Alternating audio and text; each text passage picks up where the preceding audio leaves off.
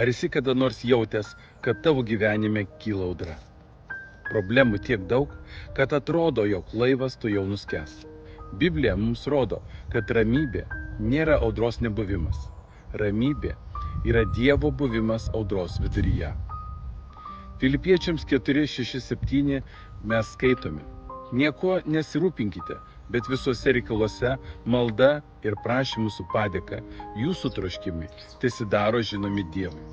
Ir Dievo ramybė, pranokstanti visokį supratimą, saugos jūsų širdis ir mintis Kristuje Jėzuje. Vieną kartą Jėzaus laikais, kai mokiniai buvo valtyje, kilo audra. Jie išsigando, bet Jėzus miegojo. Mokiniai išsigandę pažadino Jėzų. Pabudęs, jis sudraudė vėją ir įsakė ežerui: nutilk, nurimk. Tuojau pat vėjas nutilo ir pasidarė visiškai ramu. Markos 4:39. Dievo ramybė veikia taip. Ji nenustoja egzistuoti net tada, kai aplinkybės griaudėja. Ji saugo tavo širdį ir mintis, kad nepanikuotum, kad išliktum tikėjime.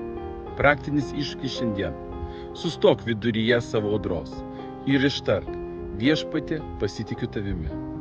Leisk jo ramybei saugoti tavo širdį. Jėzus yra tavo audros ramintojas.